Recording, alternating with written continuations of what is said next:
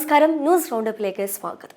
ആഗോള അയ്യപ്പ സംഗമത്തിലെ കാപട്യം BJP നേരത്തെ പറഞ്ഞതാണെന്ന് വി മുരളീധരൻ. സംഗമത്തിന് BJP എതിരല്ലെന്ന് ദേശീയ നിർവാഹക സമിതി അംഗം PK കൃഷ്ണദാസ്. അയ്യപ്പ സംഗമം മാതൃകയിലല്ല, ന്യൂനപക്ഷ സംഗമമെന്ന് വിശദീകരണവുമായി സർക്കാർ. മുന്നണി വിട്ടുപോയ പാർട്ടിയല്ല കേരള കോൺഗ്രസ്. മന്ത്രി റോഷി അഗസ്റ്റിൻ. ന്യൂനപക്ഷവും ഭൂരിപക്ഷവും എല്ലാം കൂടുന്നതാണ് കേരളത്തിന്റെ രാഷ്ട്രീയം. എല്ലാ വിഭാഗം ജനങ്ങളെയും ഒരേപോലെ ചേർത്തിണക്കി കൊണ്ടുപോവുകയാണ് ഇടതുപക്ഷം ചെയ്യുന്നതെന്നും മന്ത്രി. രാഹുൽ മാങ്കൂട്ടത്തിൽ പാർട്ടിയിലുമില്ല, പാർലമെന്ററി പാർട്ടിയിലുമില്ല. സംഘടനാ കാര്യങ്ങളിൽ പ്രസിഡന്റ് നിലപാട് അറിയിക്കുമെന്ന് പ്രതിപക്ഷ നേതാവ് VD സതീശൻ. സോഷ്യൽ മീഡിയയിൽ പലരും പലതും എഴുതിവിടും, അതിനൊന്നും മറുപടി പറയാൻ തങ്ങൾക്ക് ബാധ്യതയില്ലെന്നും VD സതീശൻ. ഇന്ത്യയുടെ 15ാമത് ഉപരാഷ്ട്രപതിയായി CP രാധാകൃഷ്ണൻ സത്യപ്രതിജ്ഞ ചെയ്തു. സത്യവാചകം ചൊല്ലിക്കൊടുത്ത് രാഷ്ട്രപതി ദ്രൗപദി മുർമു. ചടങ്ങിൽ മുൻ ഉപരാഷ്ട്രപതി ജഗ്ദീപ് ധൻഖറും. വാർത്തകൾ വിശദമായി. ആഗോള അയ്യപ്പ സംഗമത്തിലെ കാപട്യം BJP നേരത്തെ പറഞ്ഞതാണെന്ന് വി മുരളീധരൻ. തിരഞ്ഞെടുപ്പിന്റെ അടിസ്ഥാനത്തിൽ നടക്കുന്ന രാഷ്ട്രീയ നാടകമല്ലാതെ മറ്റൊന്നുമില്ല എന്നും ലോക കേരള സഭയുടെ മറ്റൊരു പതിപ്പാണെന്നും ജനങ്ങളെ മതത്തിന്റെ അടിസ്ഥാനത്തിൽ വേർതിരിക്കാൻ ശ്രമിക്കുകയാണ് ന്യൂനപക്ഷ സംഗമത്തിലൂടെ സർക്കാർ ശ്രമിക്കുന്നതെന്നും വി മുരളീധരൻ തിരുവനന്തപുരത്ത് വാർത്താ സമ്മേളനത്തിൽ പറഞ്ഞു. അയ്യപ്പ ഭക്ത സംഗമം, ഈ അയ്യപ്പ ഭക്ത സംഗമം നടത്തുന്നതിലുള്ള കാപട്യം, ആ കാപട്യം ഭാരതീയ ജനതാ പാർട്ടി നേരത്തെ തന്നെ ചൂണ്ടിക്കാണിച്ചിരുന്നു. 10 വർഷക്കാലം ശബരിമലയിലെ ആചാരങ്ങളൊക്കെ ഇല്ലാതാക്കാനും ആചാരങ്ങൾ തിരുത്താനുള്ളതാണ് എന്ന് പരസ്യമായിട്ട് നിലപാടെടുത്ത ഒരു മുഖ്യമന്ത്രി ഒരു സുപ്രഭാതത്തിൽ ശബരിമലയിലെ ആചാരങ്ങൾ പാലിച്ചുകൊണ്ട് അവിടെ ദർശനത്തിനെത്തുന്ന ഭക്തന്മാരെ അവരെല്ലാവരെയും വിളിച്ചുകൂട്ടി എങ്ങനെ ശബരിമല വികസിപ്പിക്കണം എന്നുള്ളതിനെക്കുറിച്ച് ചർച്ച നടത്താൻ പോകുന്നു എന്ന് പറഞ്ഞപ്പോൾ ഞങ്ങൾ പറഞ്ഞു, ഇത് വിശ്വസിക്കാവുന്ന ഒരു നിലപാടല്ല. ഇതിൻ്റെ പിന്നിൽ മറ്റെന്തൊക്കെയോ ഉദ്ദേശമുണ്ട്. തെരഞ്ഞെടുപ്പിൻ്റെ പശ്ചാത്തലത്തിൽ നടത്തുന്ന ഒരു രാഷ്ട്രീയ നാടകം എന്നുള്ളതിനപ്പുറത്ത് ഇതിലൊരു പ്രാധാന്യവുമില്ല.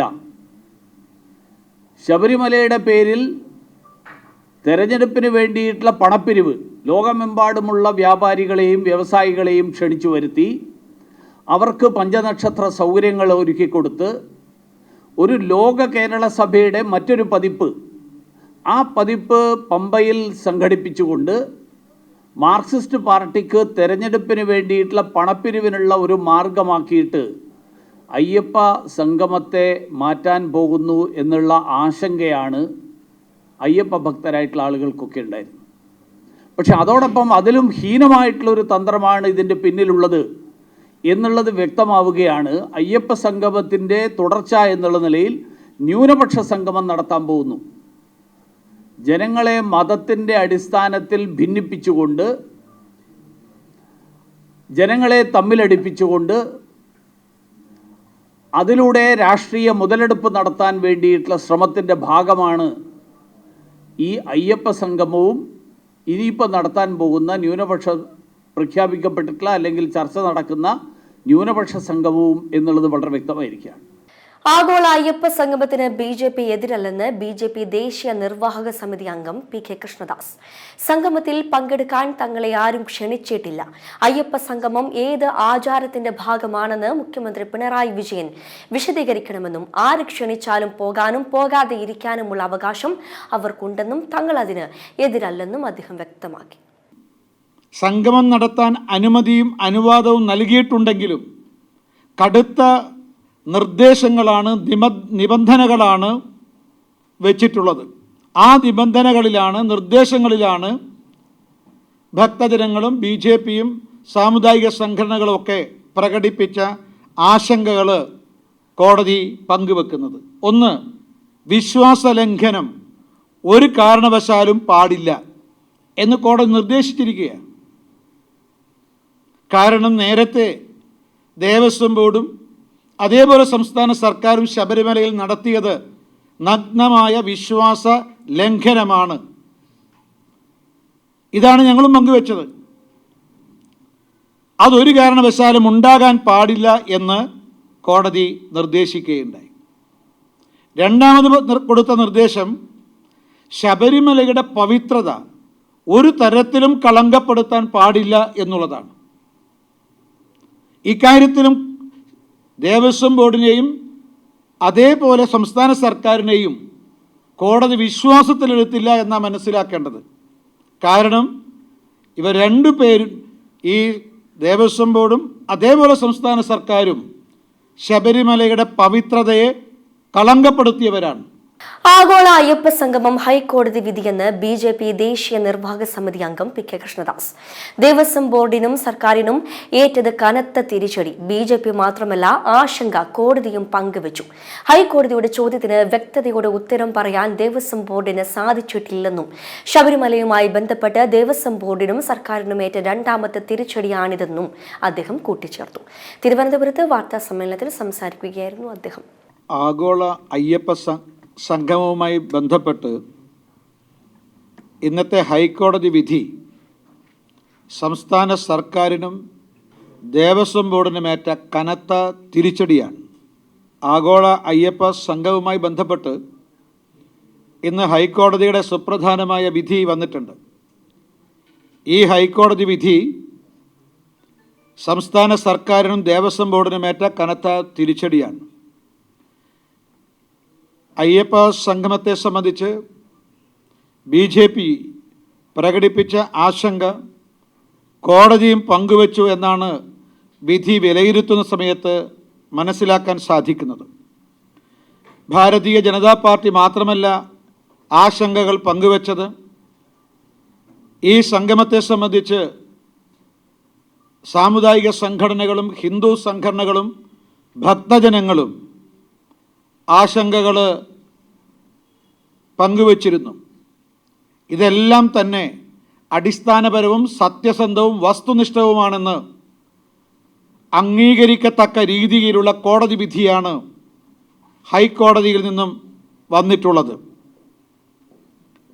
എന്തിനാണ് ആഗോള അയ്യപ്പ സംഗമം സംഘടിപ്പിക്കുന്നത് എന്ന ഹൈക്കോടതിയുടെ ചോദ്യത്തിന് വ്യക്തതയോടുകൂടിയുള്ള ഉത്തരം പറയാൻ പോലും ദേവസ്വം ബോർഡിന് സാധിച്ചിട്ടില്ല.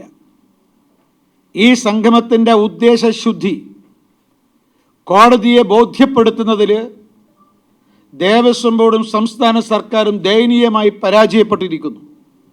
ന്യൂനപക്ഷ സംഗമത്തിൽ വിശദീകരണവുമായി സംസ്ഥാന സർക്കാർ. ഓരോ വകുപ്പിന്റെയും ഭാവി പ്രവർത്തനം നിശ്ചയിക്കാൻ നടത്തുന്ന സെമിനാറിന്റെ ഭാഗമായാണ് സംഗമം എന്നാണ് സർക്കാരിന്റെ വിശദീകരണം.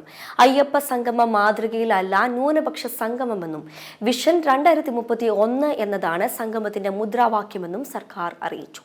കേരള കോൺഗ്രസ് മുന്നണി വിട്ടുപോയ പാർട്ടിയല്ലെന്ന് മന്ത്രി റോഷി അഗസ്റ്റിൻ കേരള കോൺഗ്രസിന് UDF-ൽ തുടരാൻ അർഹതയില്ലെന്ന് പറഞ്ഞു പുറത്താക്കിയതാണ്.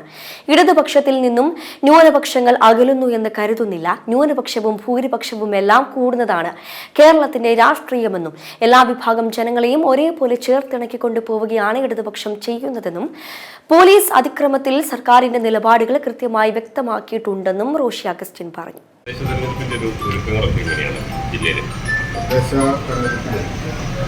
പാർട്ടി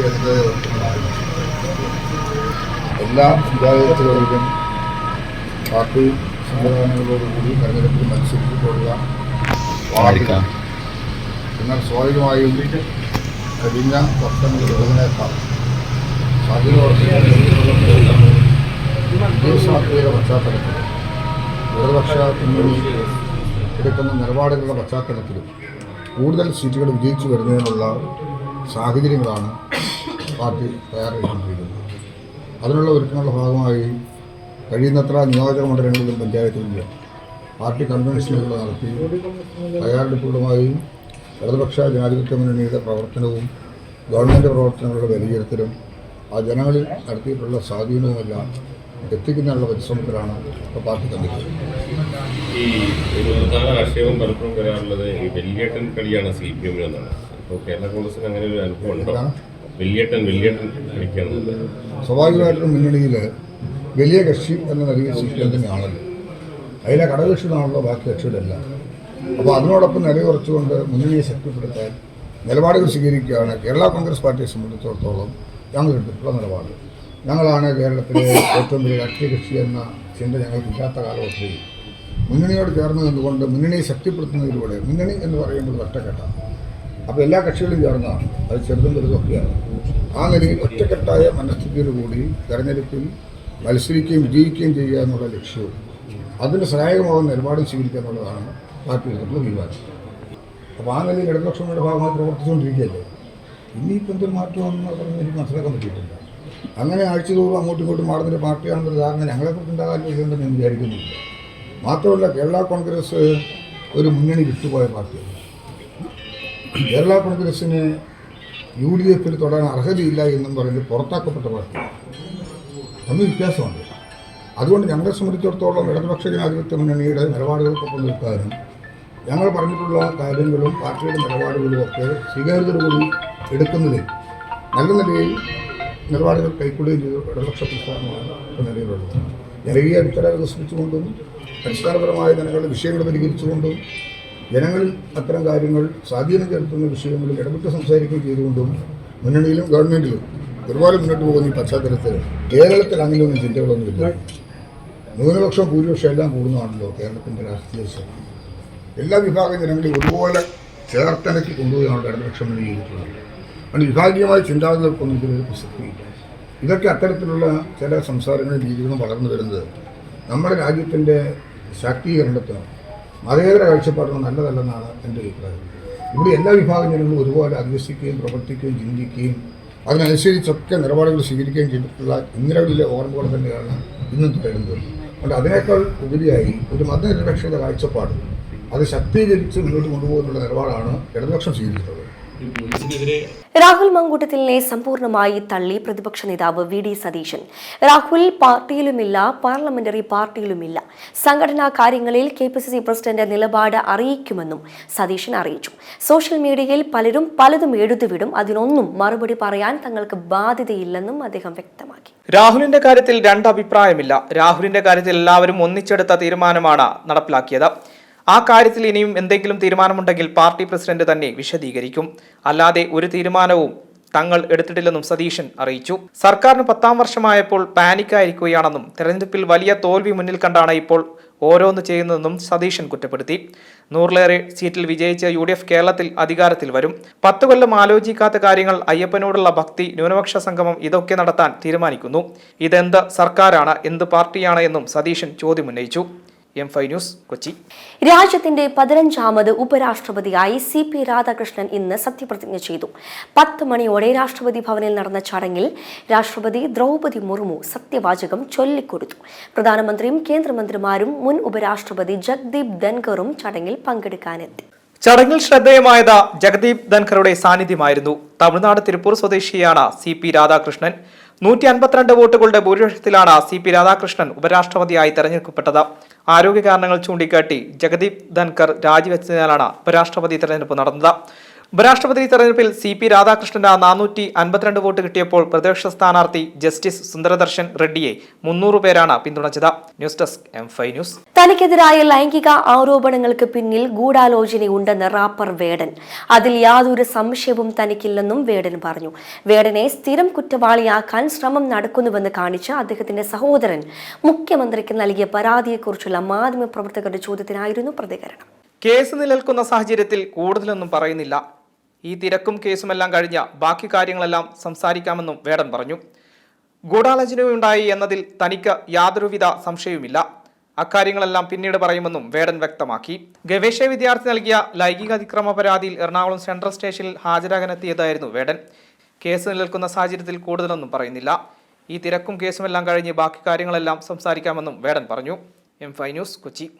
തിരുവനന്തപുരം പെരൂർക്കടയിൽ ദളിത് സ്ത്രീയായ ബിന്ദുവിനെ വ്യാജ മോഷണ കേസിൽ ഉൾപ്പെടുത്തിയതിൽ പ്രത്യേക സംഘത്തിന്റെ അന്വേഷണ റിപ്പോർട്ട് പുറത്ത്. പെരൂർക്കട സ്റ്റേഷനിൽ നടന്ന പോലീസ് തിരക്കഥയാണ് ബിന്ദുവിനെതിരായ കേസെന്ന് അന്വേഷണ റിപ്പോർട്ടിൽ ചൂണ്ടിക്കാണിക്കുന്നു. സ്വർണമാല സോഫയുടെ അടിയിൽ നിന്നും കിട്ടിയെന്ന കാര്യം ഓമന ഡാനിയലും മകൾ നിധി ഡാനിയലും SI പ്രസാദിനോട് പറഞ്ഞിരുന്നു. ബിന്ദുവിനെതിരെ കേസെടുത്തതിനാൽ മാല കിട്ടിയ കാര്യം പുറത്തു പറയരുതെന്ന് SI പറഞ്ഞു.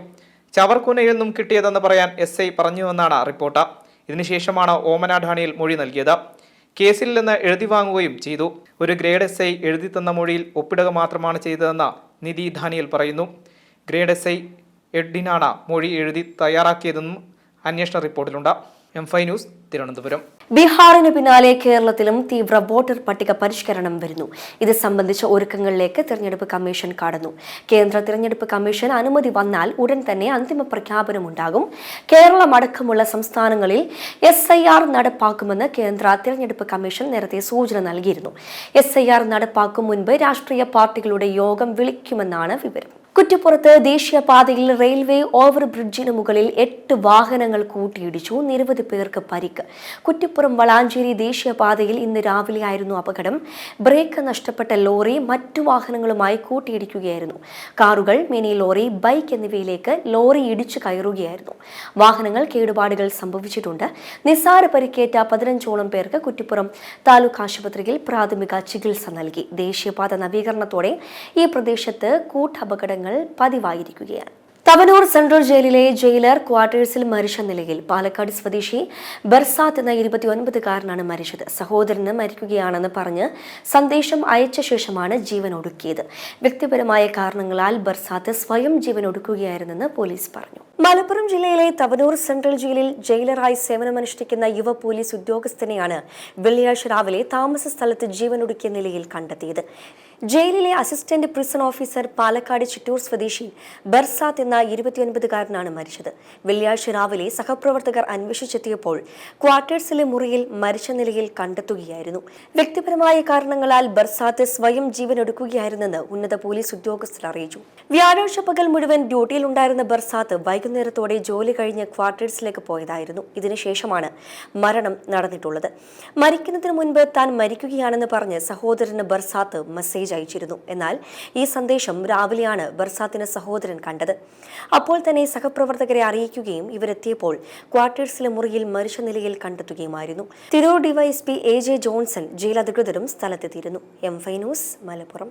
പ്രണയം നിരസിച്ച യുവതിയെ വീട്ടിൽ കയറി വെട്ടിപ്പരിക്കേൽപ്പിച്ചു. തടയാൻ ശ്രമിച്ച പിതാവിനും വെട്ടേറ്റു. നെന്മാറ NSS കോളേജിന് സമീപം വലതലയിൽ കഴിഞ്ഞ ദിവസം ഉച്ചയ്ക്കായിരുന്നു സംഭവം. വലതല സ്വദേശി സജീഷ് കുമാർ, മകൾ ശ്രുതി എന്നിവർക്കാണ് വെട്ടേറ്റത്. പരിക്കേറ്റ ഇരുവരും നെന്മാറയിലെ സ്വകാര്യ ആശുപത്രിയിൽ ചികിത്സയിലാണ്. മേലാർക്കോട് കൂളിയാട് സ്വദേശി ഗിരീഷാണ് മകളെയും അച്ഛനെയും വീട് കയറി ആക്രമിച്ചത്. ആലത്തൂർ പോലീസ് ഇയാളെ അറസ്റ്റ് ചെയ്തു. യുവാവ് സ്വകാര്യ ടൂറിസ്റ്റ് ബസ് ഡ്രൈവറാണ്. വിദേശത്തായിരുന്ന ശ്രുതി നാട്ടിൽ തിരിച്ചെത്തിയതറിഞ്ഞ് വിവാഹ അഭ്യർത്ഥന നടത്തിയ പ്രതിയോട് താല്പര്യമില്ലെന്ന് പറഞ്ഞിരുന്നതായി പോലീസ് പറഞ്ഞു. എന്നാൽ തുടർന്നും യുവതിയെ ഫോണിലൂടെ നിരന്തരം വിളിച്ച് ശല്യം ചെയ്തിരുന്നതായി ഇവർ പരാതിപ്പെട്ടു. വിവാഹത്തിന് വഴങ്ങാതെ വന്നതോടെ കത്തിയുമായി വീട്ടിൽ അതിക്രമിച്ച് കയറി ബെഡ്റൂമിൽ ഉണ്ടായിരുന്ന യുവതിയെ ആക്രമിച്ചതായും തടയാനെത്തിയ അച്ഛനെ വെട്ടിപ്പരിക്കേൽപ്പിച്ചതായും പോലീസ് പറഞ്ഞു. M5 news, Palakkad. സർവീസിനിടയിൽ ടൂറിസ്റ്റ് ബസ്സിൽ ഡ്രൈവർ മദ്യപിച്ച് ബോധം കെട്ടു. 5 മണിക്കൂറോളം യാത്രക്കാർ റോഡിൽ കുടുങ്ങി. വഴിക്കടവ് ബാംഗ്ലൂർ രാത്രികാല ടൂറിസ്റ്റ് ബസ്സിൽ ഓഗസ്റ്റ് 31-നാണ് സംഭവം. തിരുനെല്ലി എത്തിയതോടെ ഡ്രൈവർ ഛർദ്ദിച്ച് ബോധം കെട്ടു. പിന്നീട് പോലീസ് എത്തി ഇയാളെ കസ്റ്റഡിയിലെടുത്തു. അപകടം സംഭവിക്കാതിരുന്നത് തലനാടിയിലേക്കാണ്. താൽക്കാലിക ഡ്രൈവർ ആയിരുന്നുവെന്നും പോലീസ് വിളിച്ചപ്പോഴാണ് അറിഞ്ഞതെന്നും ട്രാവൽ ഏജൻസി പ്രതികരിച്ചു. പൊന്നിനേക്കാൾ വിലയുള്ള സത്യസന്ധതയുടെ ഉടമയാകുകയാണ് വർക്ക്ഷോപ്പ് ജീവനക്കാരൻ. കാർ നന്നാക്കുന്നതിനിടയിൽ കിട്ടിയ സ്വർണ്ണാഭരണം ഉടമയ്ക്ക് തിരികെ നൽകിയാണ് പട്ടാമ്പി കൊപ്പത്തെ വർക്ക്ഷോപ്പ് ജീവനക്കാരൻ ഷഹീർ നന്മ നിറഞ്ഞ മാതൃകാ പ്രവർത്തനം നടത്തിയത്. സഹകരണ ബാങ്ക് ജീവനക്കാരനായ ചെറുപ്പുളശ്ശേരി നെല്ലായ സ്വദേശി മൻസൂർ ഇമ്പാനാണ് കാർ റിപ്പയർ ചെയ്യുന്നതിനായി കൊപ്പം പട്ടാമ്പി റോഡിലുള്ള എംപയർ വർക്ക്ഷോപ്പിൽ നൽകിയത്. ജോലി തിരക്ക് കാരണം കാർ നൽകിയ ഉടൻ ബാങ്കിലേക്ക് യാത്ര തിരിച്ചു. കുറച്ചു സമയം കഴിഞ്ഞതും വർക്ക്ഷോപ്പ് ഉടമ ഷഹീർ ഫോൺ ചെയ്തു. കാറിന്റെ ഡാഷ്ബോർഡ് അയച്ചതിനു ശേഷം ഗിയർ കൺസോളിൽ നിന്നും ഒരു ബ്രേസ്ലെറ്റ് ലഭിച്ചിട്ടുണ്ടെന്നും പറഞ്ഞു. ഇന്നലെ വരെ വണ്ടിയുടെ AC വർക്ക് ചെയ്യുന്ന സമയത്ത് അതിൻ്റെ ഡാഷ്ബോർഡിൻ്റെ ഉൾഭാഗം അഴിക്കുന്ന സമയത്താണ് ഈ സാധനം എനിക്ക് കയ്യിൽ കിട്ടുന്നത്.